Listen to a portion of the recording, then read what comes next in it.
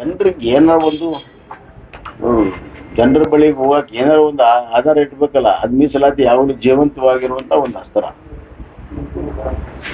Sir ಈಗ ಮನೆ ಮನೆಗೆ ಗ್ಯಾರಂಟಿ ಕಾರ್ಡ್ ಕೊಡ್ತಾರೆ. ಗ್ಯಾರಂಟಿ ಕಾರ್ಡ್ 1 ಲಕ್ಷ ರೂಪಾಯಿ ಕೊಡ್ತೀವಿ ಅಂತ ಹೇಳಿ ಅದನ್ನ ಪರ್ಮಿಷನ್ ಇದೆ ಅಂತಲ್ಲ ಸರ್? ಪರ್ಮಿಷನ್ ಇಲ್ಲ. ನಾನು ನಿಮ್ ಕಡೆ ಇಲೆಕ್ಷನ್ ಕಮಿಷನ್ ಆರ್ಡರ್ ಐತಿಲ್ಲ ನಿಮ್ ಕಡೆ? ಬಂದೈತಿಲ್ಲ ನಿಮ್ಗೆ? ಬಂದ್ರೆ ನಾ ಕಳಿಸ್ಕೊಡ್ತೇನೆ. ಮತ್ತೆ ಅದೇಂಗ ನೀವು ಅದರ ಆಧಾರದ ಮೇಲೆ ನೀವು ಹೇಳ್ಬೇಕು ಹೊರತಾಗಿ ನಾನ್ ಹೇಳಿದ್ದಾಗ್ಲಿ ವಿರೋಧ ಪಕ್ಷ ಹೇಳಿದ್ದಾಗ್ಲಿ ಸತ್ಯ ಅಲ್ಲ. ಅಲ್ಲಿ ಏನ್ ಕೇಸ್ ಮಾಡ್ಲೇಬೇಕಾರಂತ ಅಲ್ಲ, ಅವ್ರ ಏನಂದ್ರೆ ಗೊತ್ತಾ ಸರ್, ನಿನ್ನೆ ಇದನ್ನ ಪ್ರಶ್ನೆ ಮಾಡಕ್ಕೆ ಮತದಾರರ ವೈಯಕ್ತಿಕ ಮಾಹಿತಿ ಏನ್ ಕಲೆಕ್ಟ್ ಮಾಡ್ತಾ ಇದೀವಿ ಅದು ತಪ್ಪಾಗಿರೋದು, ಪರ್ಮಿಷನ್ ಅದನ್ನ ತೆಗೆದುಬಿಟ್ಟು ಕಾರ್ಡ್ಗಳನ್ನ ಮಾಡೋದು ನಮ್ಮ ಪ್ರಣಾಳಿಕೆ ಅಂತ ಪರ್ಮಿಷನ್ ಆಗ್ಬೇಕು. ಅಲ್ಲ, ಅವ್ರು ತೆಗೆದು ಬಿಟ್ರಿ ಅದು ಪ್ಯಾಂಪ್ಲೆಟ್ ಆಗ್ತದೆ.